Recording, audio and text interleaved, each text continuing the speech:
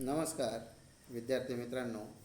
I am Sunil Sonawane from Tilaknagar Shikshan Prasarak Mandal, Tilaknagar junior college, Dombivli east is presenting you today 2.2 Indian Viewers Icebreakers.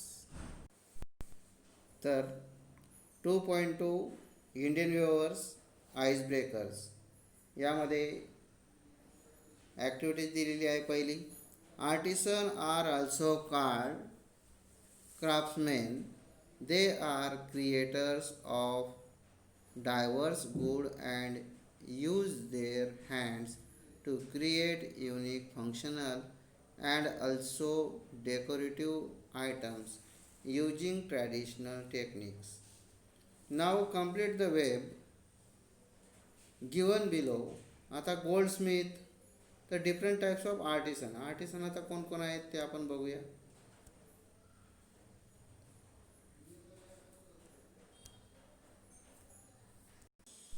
तर क्राफ्ट्समॅनमध्ये कॉर्डविनर, Goldsmith. कॉर्डविनर म्हणजे कोण, तर चांभार. गोल्डस्मिथ म्हणजे सोनार. टेलर कपडे शिवणारे. ब्लॅकस्मिथ लोहार. त्यानंतर कार्पेंटर आणि बार्बर. तर these are the craftsman as well as basket weavers. They are also craftsmen. Weavers also craftsmen. Here you can see weavers are weaving clothes of different colors and giving them shapes. Also a potter who is giving shape to the pots of soil potला. तर आता next activity आहे, discuss with your partner the seasons when we need woollen clothes, casual clothes, rich and silk clothes, colourful clothes. तर पहिलं आहे woollen clothes. We need woollen clothes in the winter season to keep us warm in the cold weather. Wool is a textile fiber obtained from sheep and other animals, including Kashmiri and mohair from goats, Kuwait and from bison, Angora from rabbits. Other types of wool from camelids. Woolen clothes are used as blankets, rugs, saddle cloths. It is used to cover cloth, diapers.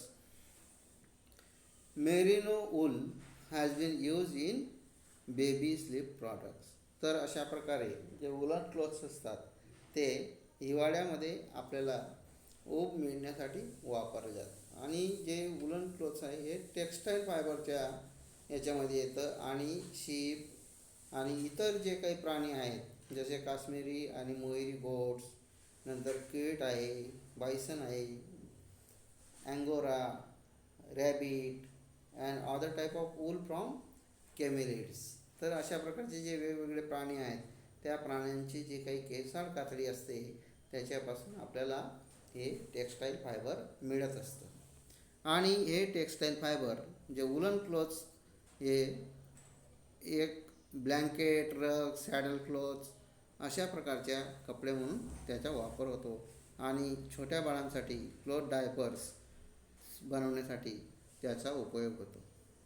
Next, आता casual clothes आपण केव्हा वापरतो, तर casual clothes आपण वापरतो we wear casual clothes in warm. Casual wear is warm for informal and relaxed occasion such as trips, shopping, meeting friends, etc.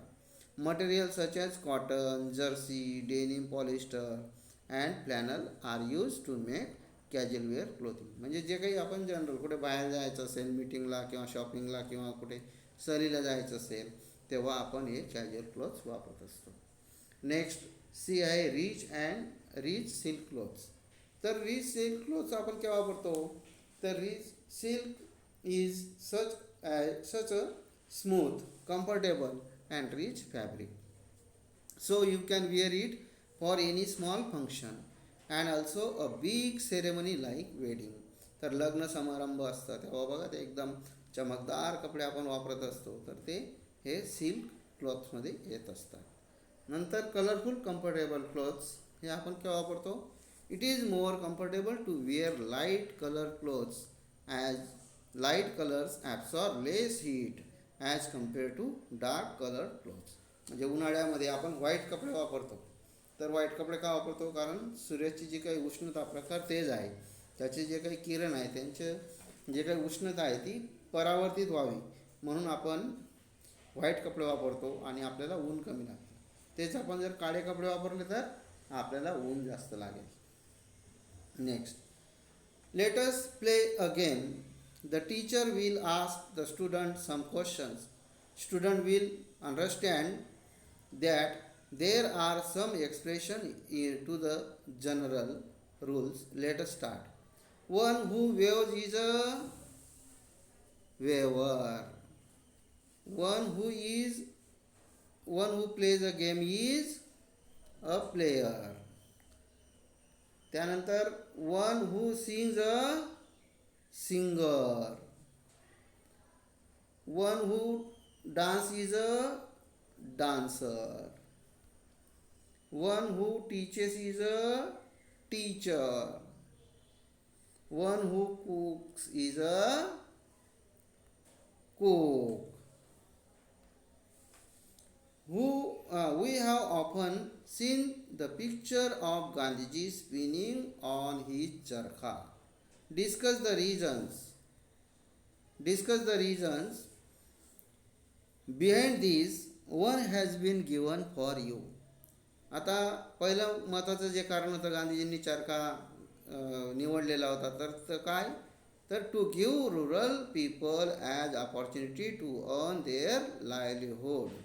लोकांना त्यांचं जीवनचरितार्थ वागविण्यासाठी, उपजीविकेसाठी एक साधन व्हावं, त्याची संधी मिळावी उपजीविकेचं साधन मिळवण्यासाठी. तर त्यासाठी त्यांनी चरखा हे माध्यम निवडलेलं होतं. तर आता BCD असे 4 दिलेले या ठिकाणी आपण भरपूर घेऊया.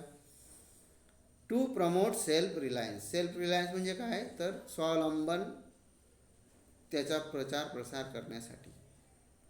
नंतर नेक्स्ट आहे, the use of swadeshi good would make us self sufficient and eliminate our dependence on imported goods. जे काही आपण आयात वगैरे करतो, तर त्या आयात वगैरे कमी व्हावी आणि आपण जास्त डिपेंड कोणावर राहणार नाही. जसं आता कोविड-19मुळे जे काही सगळं ठप्प झालेलं आहे आणि अनेक वस्तू ज्या काही आपण इम्पोर्ट करत होतो त्या पण बंद झालेल्या, आपल्या एक्सपोर्टसुद्धा आता सध्या बंद आहे. तर त्याप्रमाणे म्हणजे जर आपण सेल्फ रिलायंट राहिलं तर आपल्याला कोणाची गरज भासत नसते. Next, spinning was a part of everyday lives of woman of almost all sections of society. म्हणजे त्या काळामध्ये जे काही स्पिनिंगचं होतं, विणकाम म्हणजे दोर वगैरे बनवणे, छोट्या दोरा बनवणे, धागा बनवणे, तर ते प्रत्येक घरोघरी चालत असे. could provide the poor with supplementary income and make them self reliant. तर जे कोणी गरीब आहेत त्या गरिबांना एक पूरक उत्पन्नाचं साधन निर्माण होईल आणि ते स्वावलंबी होतील, हा त्यामागचा उद्देश होता. नेक्स्ट आहे, it also embodied the dignity of labour. म्हणजे जे काही लेबर आहे ते लेबर इक्वॅलिटी, समता, म्हणजे सगळेजण एक काम करू शकतात, त्याबद्दल समता निर्माण होईल. नंतर युनिटी, म्हणजे एका ठिकाणी काम करण्यासाठी एकत्र येतील, मग ते लोक त्यांच्या कम्युनिकेशन होईल. As all volunteers were to spin each day. And finally independence as British control of India was rooted in control of indigenous industries such as textiles. म्हणजे ब्रिटिशांचे जे काही कापड वगैरे बनवण्याचं होतं, तर त्याच्यावर सगळे डिपेंड होते. म्हणजे जर घरोघरी कापड विणले तर घरचंच कापड असेल आणि मग घरचं कापड घरच्या घरी लोक वापरणार आणि त्यांच्याकडून घेणार नाहीत. आणि अशा प्रकारे स्वावलंबनाचा धडा देण्यासाठी गांधीजींनी चरखा निवडलेला होता. Next, Gandhiji used charkha as a tool to promote economic self-sufficiency during the British rule and bring awareness about this स्वदेशी movement. जी स्वदेशी चळवळ होती त्या चळवळीबद्दल त्यांना जागृती निर्माण करायची होती आणि त्यासाठी एकमेव साधन त्यांना सुचलं ते म्हणजे चरखा, जे घरोघरी त्या काळी होतं. आणि म्हणून त्याचप्रमाणे आर्थिकदृष्ट्या सर्वजण हा त्यामागचा उद्देश होता.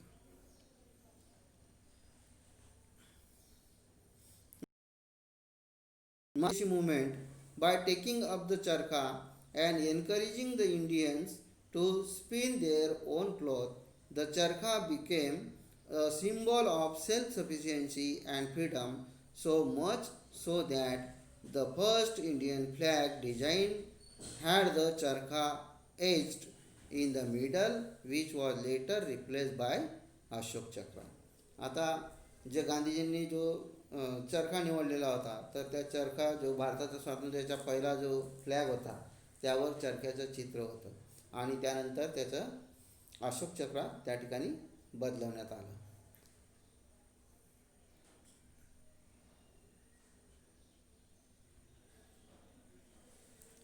Spinning was both symbolic and quite real, as it gave employment to millions and produced a basic need of Gandhian economics. म्हणजे गांधीजींची जे काही इकॉनॉमिकची जी पद्धत होती आर्थिक सक्षम करण्याची, तर अनेक जे काही कोट्यावधी लोक होते, millions of people where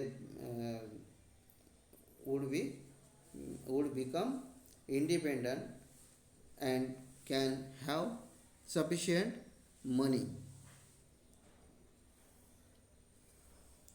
It represents Swadeshi self-sufficiency and the same time interdependence, because the wheel is at the center of a network of cotton growers, carders, weavers, distributors and users. म्हणजे हे सगळ्यांकडे चरखा त्या काळी उपलब्ध होता आणि चरखा हे सगळ्यांचं उपजीविकेचं एक साधन त्यावेळेस बनलेलं होतं. नेक्स्ट आहे आता name some tools use by the weavers. आता वेवर कोणते कोणते टूल्स वापरतात, तर जे टूल्स आहेत वेवर वापरतात ते आपण बघूया. तर आता वेवरचा जो टूल आहे तो पहिला आहे अलूम, विणकराचा माग. A loom provides you with a framework you weave. It is threaded with wrap so that you can weave through different colors and types of filling such as yarn. We struggled to find a small weaving loom that would make weaving simple for everyone. So we designed our own with you in mind. easy to construct and great for beginners. तर या ठिकाणी जाहिरात केलेली आहे ती. नंतर next आहे weft. Second आहे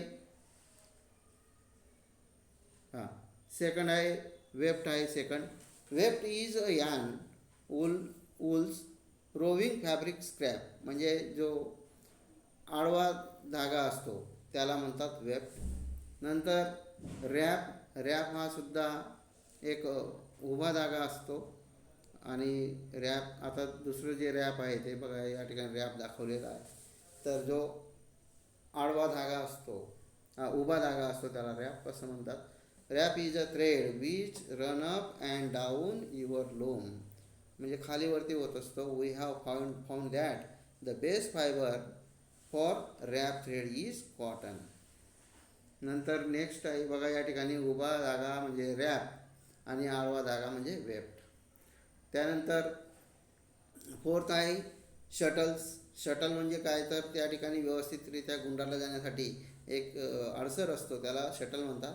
अ shuttle is use to hold your working length of web whilst you are weaving bigger section for smaller or detail areas. You can also use a tapestry needle. Tapestry needle असतात बघा रे, तर त्या tapestry needle त्यासुद्धा त्यासाठी वापरल्या जातात. नंतर 5 com म्हणजे विणकराचा कॉम्ब असतो तो, किंवा दोऱ्या असं धागा सरळ करण्यासाठी. Each time you complete a line of weaving use a comb to push and beat down your web so that it fits strongly against in the various line. This will prevent you getting gaps in your weaving unless you are intentionally leaving a gap. म्हणजे जो काही gap वगैरे राहतो तो gap वगैरे दूर करण्यासाठी या कॉमचा उपयोग होत असतो. त्यानंतर 6वा आहे टेपेस्ट्री. बघा, ही घरोघरी वापरली जाणारी, बरेच वेळेस विणकाम करणाऱ्या काही स्त्रिया असतात, तर त्या अशा सुईच्या माध्यमातून टेपेस्ट्री, याला टेपेस्ट्री असं म्हणतात. तर use a tapestry needle which is straight with a large eye and blunt a tip to weave your web through your loom. म्हणजे लूममध्ये जे धागा असतो तो धागा ववण्याचं काम या टेपेस्ट्रीने केलं जातं. नंतर शेडस्टिक. या ठिकाणी शेडस्टिक दिले बघा, या दुकानावर पण मिळतात आपल्याला, कुल्फीसाठी पण वापरतात. तर या shed stick as rule piece of card or dowel असं त्याला म्हणतात. Share stick is useful in several ways. Firstly a share stick can be woven along the bottom of your loom before starting a weaving to create a good foundation on to which you can push down your weaving stitches. म्हणजे पहिल्यांदा जेव्हा कपडा तयार होतो तेव्हा याचं काम पडतं. तर या ठिकाणी आता name some tools use by the weavers. आता वेवर्सकडून ते आपण आता पाहिलं. Name some types of yarns use by the weavers. आता कोणते धागा वापरला जातो वेवर्सकडून? आता लिननचा, लिनन म्हणजे आंबाडी वगैरे फ्लेक्स असतं ना ते. क्लोथ्स मेड ऑफ फ्लॅक्स, आंबाडी किंवा तागाचे कापड, म्हणजे शेतामध्ये पिकतं हे. त्यानंतर नेक्स्ट फ्लॅगर, प्लांट म्हणजे ताग, सुतळी, गोंडपाट बनवण्यासाठी जे वापरलं जातं ते ताग असतं, ज्यूटपासून गोंडपाट बनवतात. त्यानंतर सी आहे next flax, a plant whose fibre are made into linen, म्हणजे आळशी किंवा जवस यांच्या ज्या काड्या असतात तर त्या काड्यांपासून ते बनवलं जातं. तर आता Sarojini Naidu, about the writer. 1879 to 1949 was a political activist, feminist, and the first Indian woman who became the president of the Indian National Congress. She was also an important figure in Indian struggle for independence. Sarojini Naidu's work as a poet earned her the sobriquet of Nightingale of India. Later, she became the governor of the United Province in 1947, becoming the first woman to hold the office of the governor in independent India.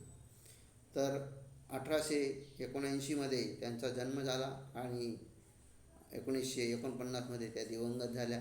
त्या एक राजकारणी स्त्री होत्या आणि पहिल्या भारतीय स्त्री की ज्या the president of Indian national Congress म्हणून त्यांनी ते पद भूषवलेलं होतं. त्यानंतर त्यांचं जे भारतीय स्वातंत्र्य संग्राम होता त्याच्यामध्ये महत्त्वाची भूमिका होती. त्यांचं जे काम आहे ते एक कवी म्हणून, त्याचप्रमाणे त्यांना एक नायटिंगल ऑफ इंडिया ही उपाधी त्यांना मिळालेली आहे. त्यानंतर governor of United province in 1947, म्हणजे 1947 त्या गव्हर्नर म्हणून त्यांनी पद भूषवलेलं आहे आणि स्वतंत्र भारताच्या पहिल्या महिला गव्हर्नर म्हणून त्यांचा उल्लेख केला जातो. Indian weavers is a short poem where the poet talks about 3 types of garment. तर या कवितेमध्ये 3 प्रकारचे जे कपडे आहेत ते सांगितलेले आहेत. that the weavers wave at three particular times of a day. Each stanza of the poem represents the three important events of human life. तर या स्टाजामध्ये ज्या तीन घटक सांगितले आहेत, तीन जे काही कपड्यांचे प्रकार सांगितलेले आहेत, तर त्या आपल्या मानवी जीवनाशी संबंधित आहेत. ते म्हणजे birth, childhood, adulthood, young age and death means old age. The colors mentioned in the stanzas are very significant as they indicate the moods related to the events. आणि यामध्ये जे कलर वापरलेले आहेत ते त्या इव्हेंटशी साधर्म्य साधणारे आहेत. Thank you students.